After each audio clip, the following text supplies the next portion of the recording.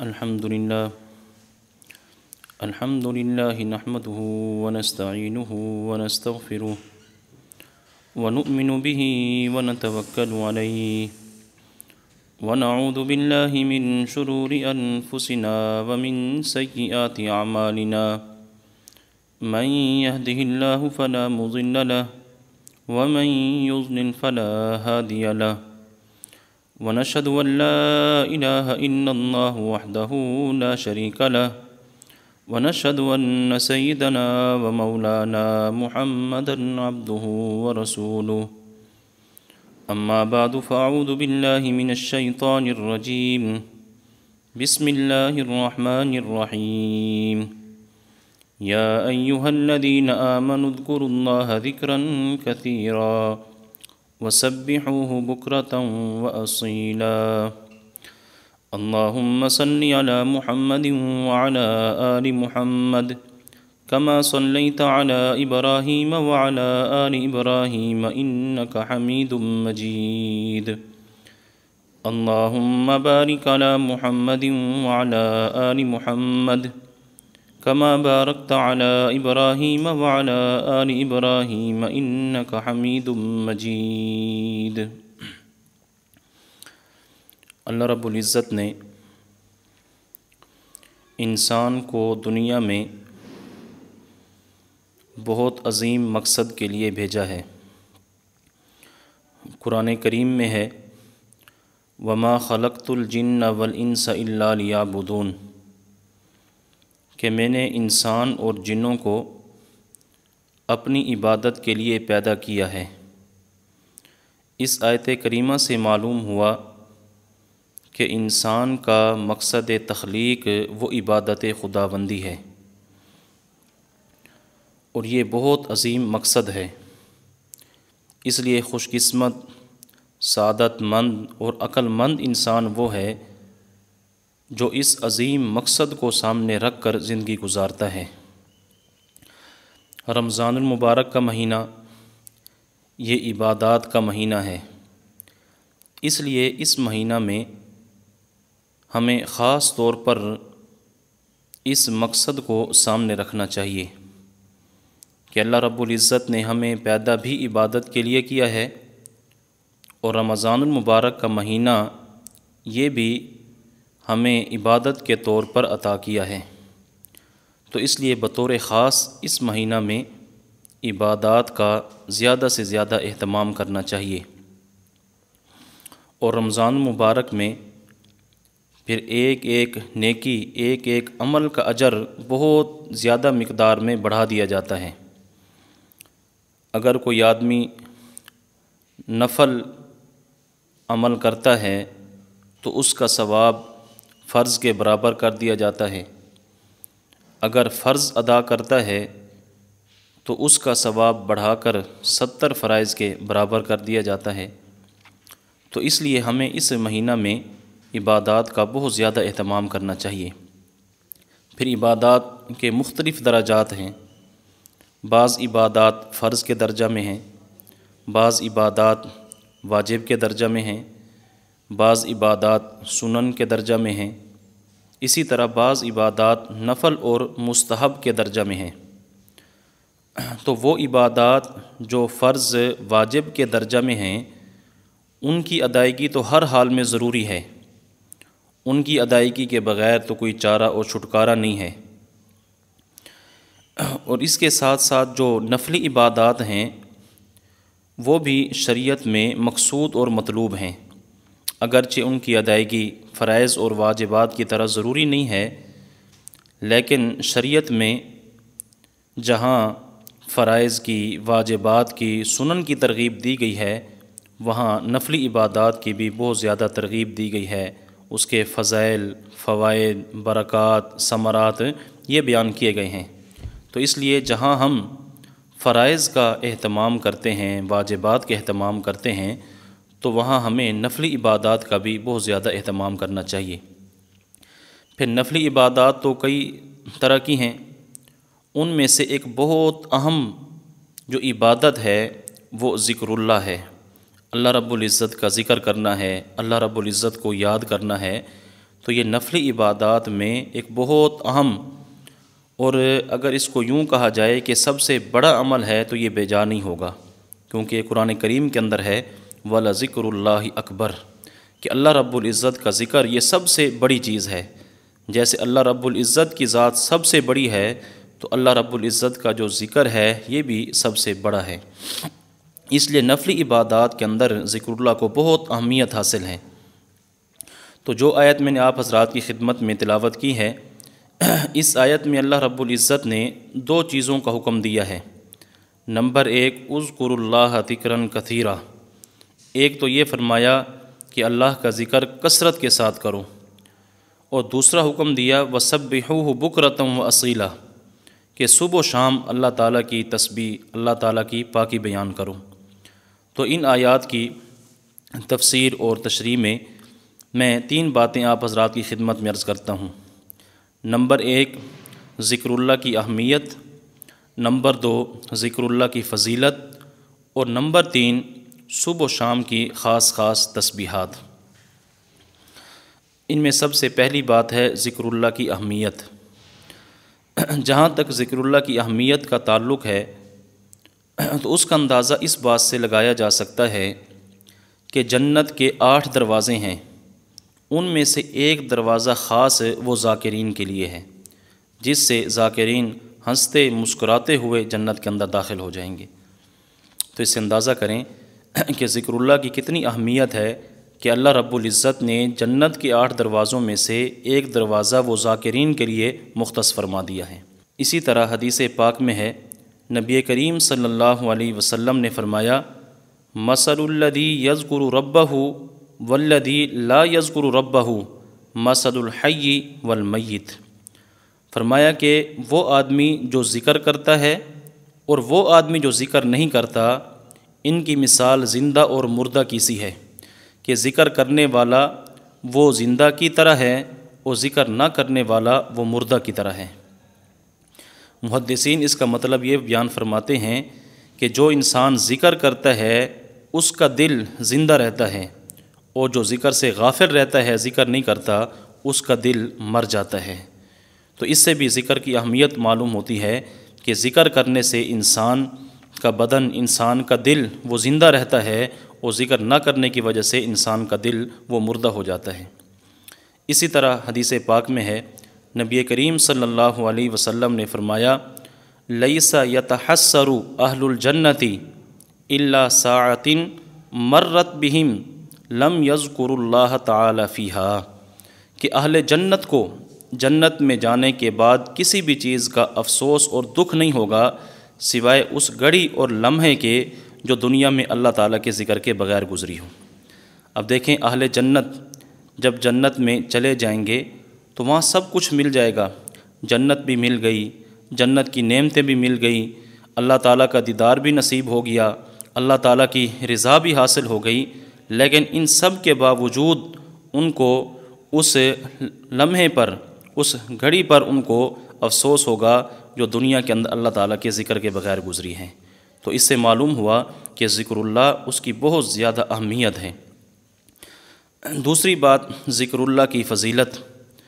ذکر اللہ کے فضائل تو احادیث مبارکہ کے اندر بہت کثرت کے ساتھ آئے ہیں، تو ان میں سے بطور نمونہ کے میں 2-4 حدیثیں آپ حضرات کی خدمت میں عرض کرتا ہوں۔ سب سے پہلے ایک حدیث قدسی ہے، نبی کریم صلی اللہ علیہ وسلم کا فرمان ہے، اللہ رب العزت ارشاد فرماتے ہیں کہ میں بندے کے ساتھ ویسا معاملہ کرتا ہوں جیسا وہ میرے ساتھ گمان رکھتا ہے، اور جب وہ مجھے یاد کرتا ہے تو میں اس کے ساتھ ہوتا ہوں۔ چنانچہ اگر وہ مجھے تنہائی میں یاد کرے تو میں بھی اسے تنہائی میں یاد کرتا ہوں، اور اگر وہ مجھے مجمع میں یاد کریں تو میں اس سے بہتر مجمع یعنی فرشتوں کے مجمع میں اسے یاد کرتا ہوں، اور اگر وہ میری طرف ایک بالشت متوجہ ہوتا ہے تو میں اس کی طرف ایک ہاتھ متوجہ ہوتا ہوں، اور اگر وہ میری طرف ایک ہاتھ متوجہ ہو تو میں اس کی طرف 2 ہاتھ متوجہ ہوتا ہوں، اور جب میرا بندہ میری طرف چل کر آتا ہے تو میں اس کی طرف دوڑ کر آتا ہوں، یعنی میری رحمت دوڑ کر اس کی طرف متوجہ ہوتی ہے۔ تو اس سے اندازہ کریں کہ ذکر اللہ کی کتنی بڑی فضیلت ہے کہ اگر انسان اللہ تعالیٰ کو یاد کرے تو اللہ تعالیٰ بھی انسان کو یاد کرتے ہیں۔ اور اس کی دو ہی صورتیں ہیں، یا تو آدمی ذکر کرتا ہے انفرادی طور پر الگ بیٹھ کر تنہائی میں ذکر کرتا ہے، یا پھر انسان ذکر کرتا ہے مجلس کے اندر اجتماعی طور پر، تو جو بھی صورت ہو وہ فائدے سے خالی نہیں ہے۔ اگر تنہائی میں بیٹھ کے یاد کرتا ہے تو اللہ رب العزت بھی تنہائی میں اسے یاد کرتے ہیں، اگر مجمع کے اندر ذکر کرتا ہے تو اللہ رب العزت فرشتوں کے مجمع کے اندر اس بندے کو یاد کرتے ہیں، اس کا تذکرہ کرتے ہیں۔ اسی طرح حدیث پاک میں ہے، نبی کریم صلی اللہ علیہ وسلم نے فرمایا، ما عمل آدمی عملا انجا لہ من عذاب القبر من ذکر اللہ، کہ اللہ تعالیٰ کے ذکر سے بڑھ کر کسی آدمی کا کوئی عمل عذاب قبر سے بچانے والا نہیں ہے۔ یعنی جتنی جلد ذکر اللہ یہ انسان کو قبر کے عذاب سے بچاتا ہے، اتنا کوئی اور عمل نہیں ہے کہ جو آدمی کو بہت جلد قبر کے عذاب سے بچائے۔ تو قبر کے عذاب سے سب سے جلدی بچانے والا جو عمل ہے وہ اللہ رب العزت کا ذکر کرنا ہے۔ باقی ذکر کرنا کتنا ہے، اللہ رب العزت فرماتے ہیں اذکروا اللہ ذکرا کثیرا، کہ کثرت کے ساتھ میرا ذکر کرو۔ ایک حدیث پاک میں ہے، ایک صحابی نے عرض کیا، یا رسول اللہ، کہ یوں تو شریعت کے احکام بہت سارے ہیں، لیکن مجھے کوئی ایسا عمل بتلا دیجئے جس کو میں اپنا مشغلہ اور اپنا دستور بنا لوں۔ تو نبی کریم صلی اللہ علیہ وسلم نے فرمایا، لا یزال لسانک رطبا من ذکر اللہ، تمہاری زبان ہر وقت اللہ رب العزت کے ذکر سے تر رہے، تم ہر وقت اللہ رب العزت کے ذکر سے رطب اللسان رہو۔ تو دیکھیں نبی کریم صلی اللہ علیہ وسلم نے اس میں بتلا دیا کہ ذکر اللہ کتنا کرنا ہے۔ اور قرآن کریم کے اندر اللہ رب العزت فرماتے ہیں، الذین یذکرون اللہ قیاما وقعودا وعلی جنوبہم، کہ عقل مند لوگ وہ ہیں جو چلتے پھرتے بیٹھتے لیٹتے اللہ رب العزت کا ذکر کرتے ہیں۔ تو اللہ رب العزت نے جو ذکر کثیر کا حکم دیا ہے، اس کی بہترین تفسیر یہ ہے کہ آدمی چلتے پھرتے بیٹھتے اٹھتے لیٹتے ہر وقت اللہ رب العزت کا ذکر زبان سے کرتا رہے، یعنی ہر وقت وہ ذکر اللہ کے اندر مشغول رہے۔ اسی طرح اگلی آیت میں اللہ رب العزت نے حکم دیا، وَسَبِّحُوهُ بُكْرَةً وَأَصِيلًا، کہ صبح و شام اللہ تعالیٰ کی تسبیحات، اللہ تعالیٰ کی پاکی بیان کرو۔ تو صبح و شام کی جو دعائیں ہیں، جو اذکار ہیں، وہ ساری کی ساری چیزیں اس کے اندر شامل ہیں۔ تو ان میں سے چند خاص تسبیحات میں آپ حضرات کی خدمت میں عرض کرتا ہوں کہ کون سی تسبیحات ہیں جن کا ہمیں بہت زیادہ اہتمام کرنا چاہیے۔ سب سے پہلی چیز ہے لا الہ الا اللہ، یہ کلمہ طیبہ کی جو تسبیح ہے، ایک تو صبح و شام آدمی کو اس کا اہتمام کرنا چاہیے۔ حدیث پاک میں ہے، نبی کریم صلی اللہ علیہ وسلم نے فرمایا، افضل الذکر لا الہ الا اللہ، کہ اذکار میں سب سے جو افضل ذکر ہے وہ لا الہ الا اللہ ہے۔ تو اس لیے ایک تو صبح و شام ذکر لا الہ الا اللہ کی تسبیح، اس کا اہتمام کرنا چاہیے۔ ایک حدیث پاک میں ہے، حضرت ابو ذر غفاری رضی اللہ تعالیٰ عنہ فرماتے ہیں کہ میں نے عرض کیا، یا رسول اللہ اوصنی، مجھے کوئی وصیت فرما دیجئے۔ تو نبی کریم صلی اللہ علیہ وسلم نے فرمایا کہ اذا عملت سیئۃ فاتبعها حسنۃ، کہ جب بھی تم سے کوئی برائی سرزد ہو جائے، کوئی گناہ ہو جائے، تو بطور کفارہ کے فوراً اس کے بعد کوئی نیک عمل کرو، تاکہ وہ نیک عمل اس برائی کو مٹا دے۔ حضرت ابو ذر غفاری فرماتے ہیں کہ میں نے عرض کیا، یا رسول اللہ، کیا لا الہ الا اللہ یہ بھی نیکیوں میں شامل ہے؟ تو نبی کریم صلی اللہ علیہ وسلم نے فرمایا، ہی افضل الحسنات، یہ تو ساری نیکیوں میں سب سے افضل نیکی ہے۔ تو اس لیے لا الہ الا اللہ یہ افضل الذکر بھی ہے اور یہ افضل الحسنات بھی ہے۔ اس لیے صبح و شام آدمی کو ایک تو لا الہ الا اللہ کی تسبیح کا اہتمام کرنا چاہیے۔ اور دوسری چیز دوسری تسبیح وہ ہے سبحان اللہ و بحمدہ سبحان اللہ العظیم۔ یہ جو تسبیح ہے یہ ملائکہ کی تسبیح ہے۔ اللہ رب العزت کے ملائکہ ہر وقت ذکر اللہ کے اندر مصروف رہتے ہیں، تو ان کی تسبیح سبحان اللہ و بحمدہ سبحان اللہ العظیم۔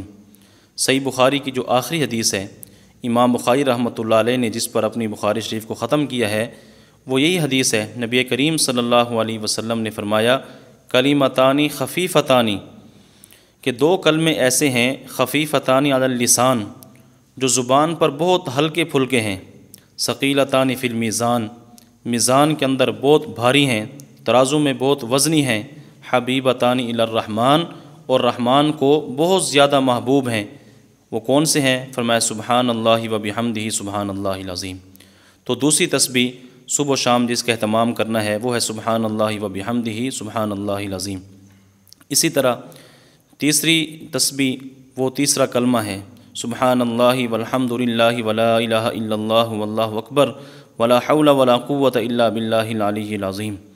تیسرا کلمہ، یہ جو کلمات ہیں یہ بہت عمدہ کلمات ہیں۔ نبی کریم صلی اللہ علیہ وسلم نے فرمایا کہ جن چیزوں پر سورج طلوع ہوتا ہے، جہاں جہاں تک سورج کی روشنی پہنچتی ہے، میں ان تمام چیزوں میں مجھے یہ کلمات سب سے زیادہ محبوب ہیں۔ یعنی دنیا جہان سے یہ کلمات نبی علیہ الصلوۃ والسلام کو سب سے زیادہ محبوب تھے۔ اس لیے ایک یہ ہے کہ تیسرے کلمے کی تسبیح کا اہتمام کرنا چاہیے۔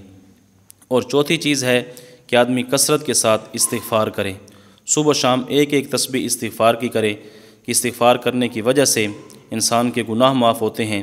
قرآن کریم میں استغفروا ربکم انہ کان غفارا، کہ تم اپنے رب سے بخشش طلب کرو، استغفار کرو، کیونکہ وہ تمہارے گناہوں کو بخشنے والا ہے۔ تو صبح و شام ایک ایک تسبیح استغفار کی کرنی چاہیے۔ اور نمبر 5 درود شریف کی تسبیح، اس کا بہت زیادہ اہتمام کرنا چاہیے۔